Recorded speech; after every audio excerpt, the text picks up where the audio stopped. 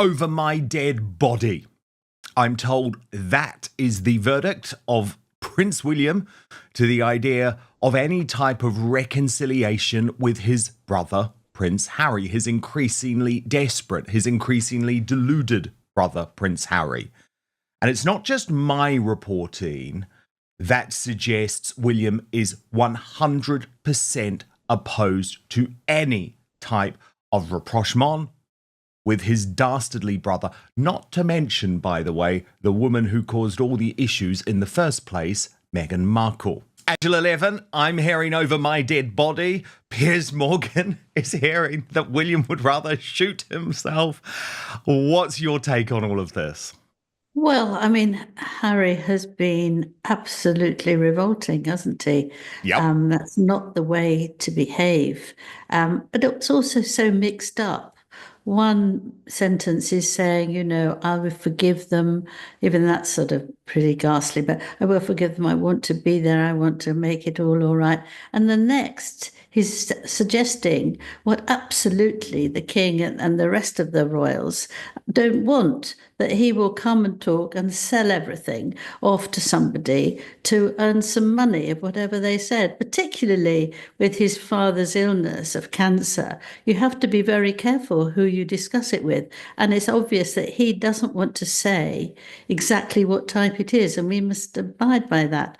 But Harry wants to, I think it all goes back to Meghan, who wants to destroy the royal family. And whatever he says, whatever he tries to do, it's got to have this part that is going to kill it off. He says he's going to stay with the Prime Minister and with the and try and get him to sort of change things so that he can change the law. Having spent week after week and now being responsible for paying £1.5 million for all the people who've been speaking on his behalf or not speaking on his behalf. So it's just the most biggest nasty mess. And actually what really has made lots of people feel sick is his way of saying, well, my father, I don't know how long he's going to live. And Angela, I think there is this increasing pressure coming down on the king to just say enough is enough. I mean, remember, Angela, in this interview, Harry comes very close. I mean, I would actually argue that he does clearly suggest that the royal family was trying to kill him. It's out of control. Yes, that is completely out of control. And that was the feeling that because they won't give him the bodyguards who have got guns, therefore they want to kill him. But there's a whole list of people that you can go to who are very good.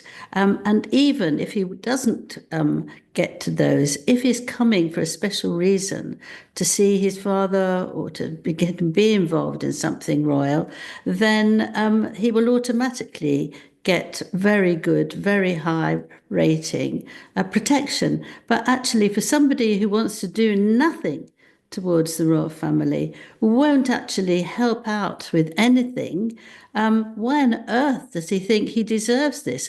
He says because he wants to bring his children, but that's not an answer. The children couldn't care less because they don't know anything about it. Meghan says she's never going to come, but you see, if she got 24/7 protection, she'd be there and she'd be taking as much information as she could, which she would then offer it to Netflix. You see, you can't trust what they're doing. That's why people can't talk to them. I remember that Princess Anne said something, I think it was after Prince Philip's death, and she said, the only thing we can talk about, Harry, now is the weather.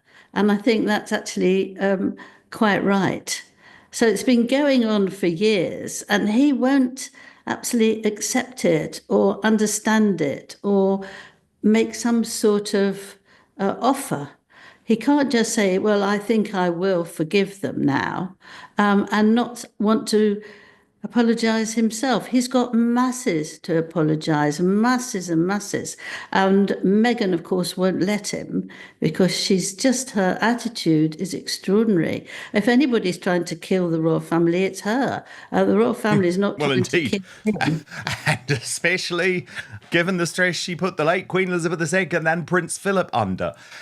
In this latest episode of Piers Morgan Uncensored, Angela, he's also gone back a little bit, but it really is worth listening to because remember he lost his job Yes. at ITV's Good Morning Britain for claiming that Meghan Markle was lying in her Oprah Winfrey interview, something that we both believe and have Yes. been able to prove over the years that she most certainly was. Well, Piers now thinks he can deliver the proof that Meghan and Harry both lied to Oprah. And Angela, why this matters so much is that this was the red line. It's like Prince Harry can go on to the British Bashing Corporation, the BBC, and say, I want a reconciliation. But I'm sorry, until you apologise, until you admit that you lied, until you admit that Charles and Catherine did not make a racist comment, there is no going back. And I do not blame William one bit for his position because it was made abundantly clear to Harry before the publication of Spare, before the Netflix series, that if he wanted any way back, he had to be careful in certain areas. And not only was he just not careful, Angela, he actually went so far. Yeah, well, that book is absolutely repulsive, isn't it? But I have said time after time, I don't understand why all these ghastly things are in it. If he felt that he wanted to make amends in the future, I mean, it's a ridiculous thing to do. But I wondered who encouraged him to do that? Who encouraged him to say that he'd killed 20 people in Afghanistan? Who will tell him that he has done all sorts of difficult and horrible things and then pretended that they're not there? I can't understand it. I thought maybe the person who read the book for the publisher, maybe the lawyer who always makes sure that you haven't got things that will go to court. None of that seems to have said, look out, mate, don't you think you ought to be very careful about that, especially saying how many people you've killed in the army. It won't help you. But I can't imagine that Harry said yes, and I want to take it out. And I can't imagine that he said nothing about it. I mean, it's just a very peculiar position that he's in, but he's lost both ways. And I think you can never forget that. And he doesn't want to go backwards. He and Meghan pretend there's no backwards. They start again, which is why he keeps going back to court, because he never listens to what they say, that you can't do this. And he still says, yes, I can. And he keeps on and on and on and on, because in the end, he hopes that they give in. But it's a ridiculous way to behave, and so spiteful and nasty. And why don't they? If they hate the royal family, they can't bear anything about it. Go and have a lovely time in America. Do what you like. Shut up. Just get on with what you want to do. Never mind about showing your children. Just get on with it. You can have a lovely time. But actually, this horrible, nasty, spiteful, awful part of them is just pouring out now. They just really seem to be going ahead with this because they really want to try. It's a time when they really want to try non-stop to make everything fall. And they've taken advantage of the illness, and they take advantage of the ages of the royal family. And it stinks terribly, doesn't it? I also love the fact that Piers just knows how to burst all of Meghan's bubbles, right? And he does so quite spectacularly because remember, he knew her. Meghan Markle was desperate to be BFFs with Piers Morgan, or maybe even more, who knows? Desperate for that before she met Harry. And in this little moment, Angela, Piers reveals the real Meghan Markle, and it's nothing like the Earth Mother that she tries to portray on Jamie Kern-Lima's podcast. There's nothing soft about her.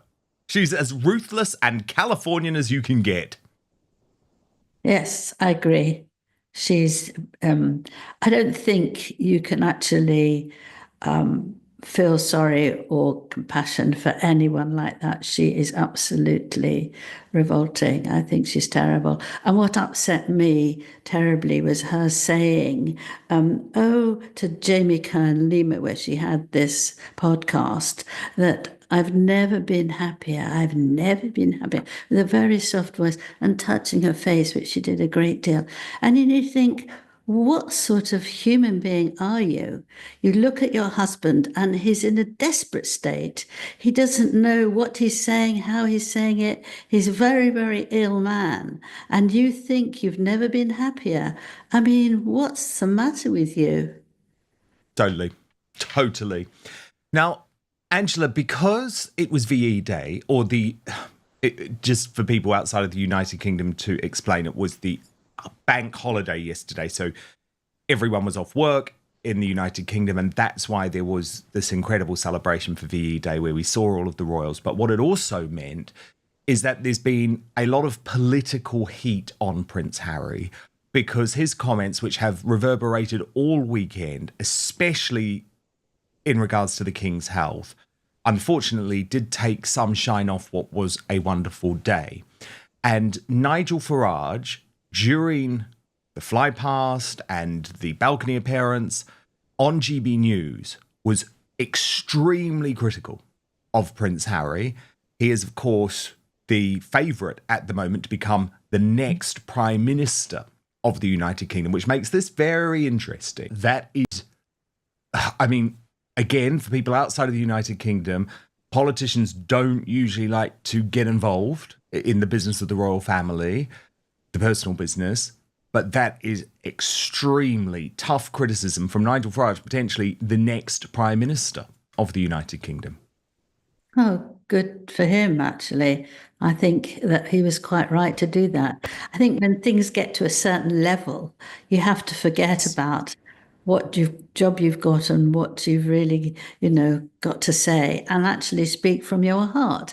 And actually to respect the king is very important. Even if he doesn't follow the monarchy. I mean, it's just common sense that you do pay respect to the people who are in our monarchy, and we want to thank them. And it was very lovely, because you could feel British and everything was going right, and that we are the country that makes wonderful efforts to make celebrations for these things. 80 years is a long time, and it's wonderful that they can do it, that the soldiers will march, and there'll be wonderful things and beautiful people sitting there looking at the sky to see the planes. And there's something very, very special about it, I think, that we do very, very well. We do. And I want to look, Angela, actually, in just one moment at some of the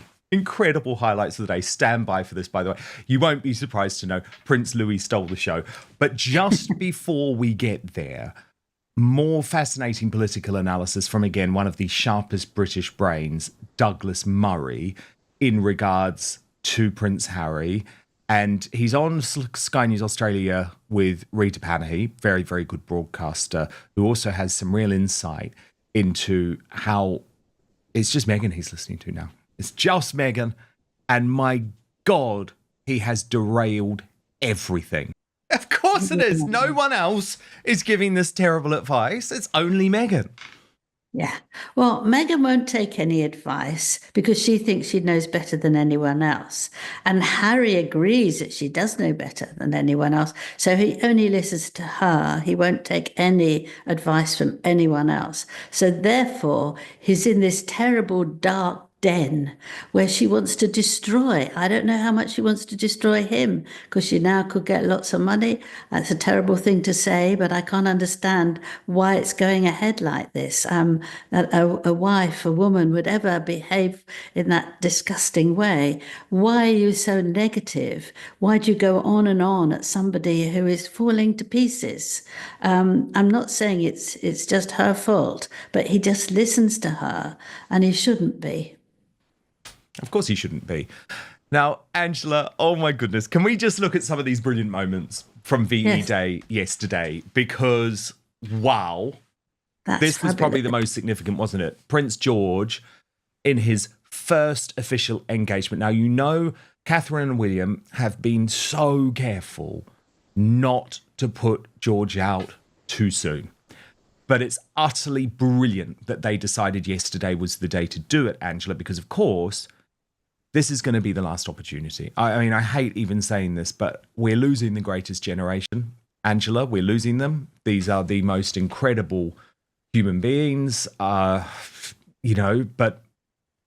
at the next major anniversary, it's very unlikely there will be any of the veterans there. So this was an opportunity for George to get to see them himself. And it was a really special moment. Oh, It's wonderful. It's wonderful. And what I think is really nice is that their timing. Um, it was such a good idea, as you said, to get George involved. And I wondered whether they'd planned it for a while, that because William would take him to football, he always introduced him to somebody. They always had a little bit of conversation.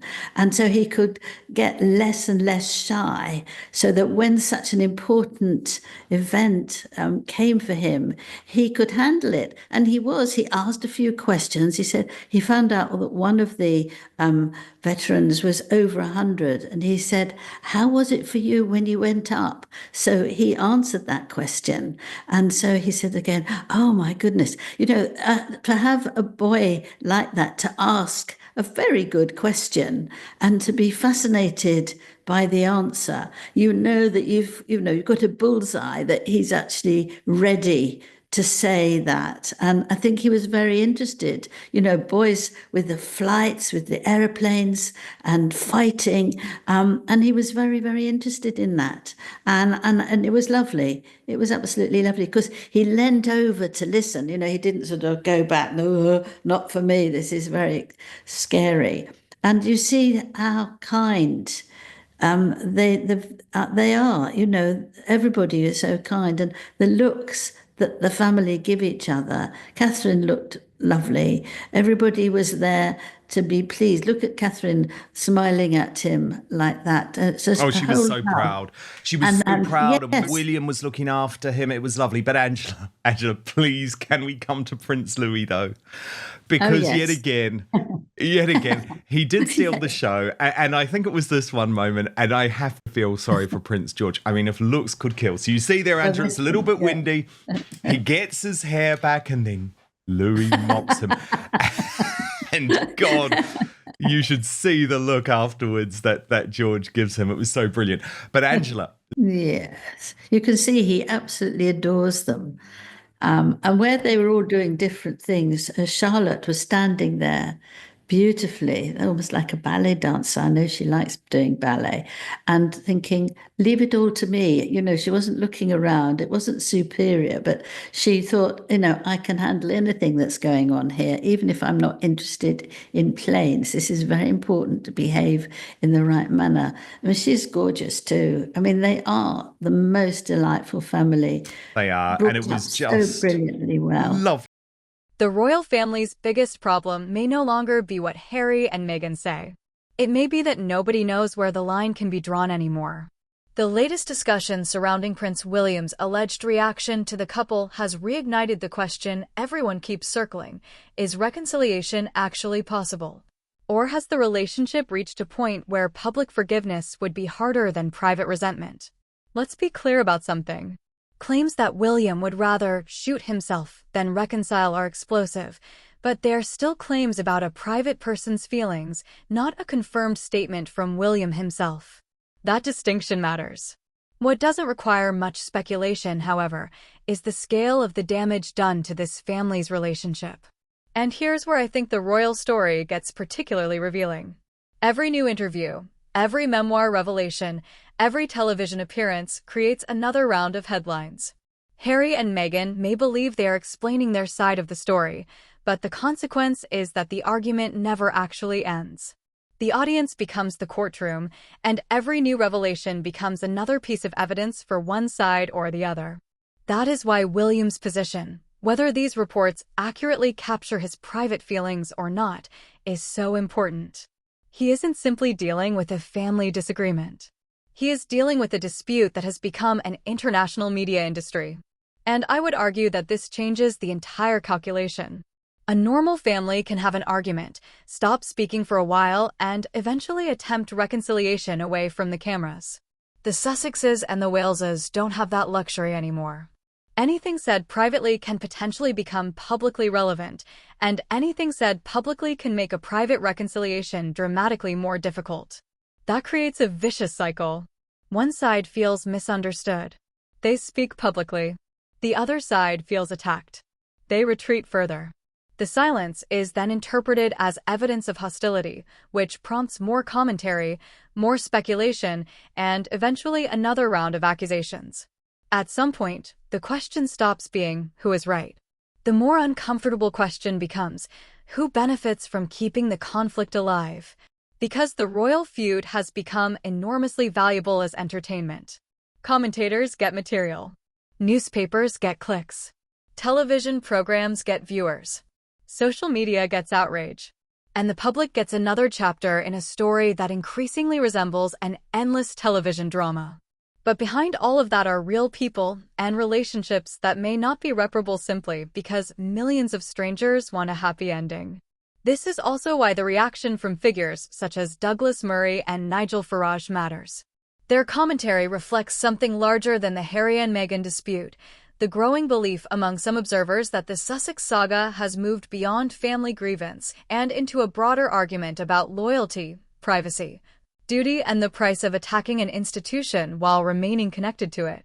And that brings us to the uncomfortable contradiction at the center of this entire saga. Harry has repeatedly presented himself as someone trying to tell his truth and protect his family. Critics see something very different, a man who cannot escape the consequences of repeatedly making private family matters public. Both interpretations cannot comfortably coexist forever. At some point, actions have consequences regardless of intention.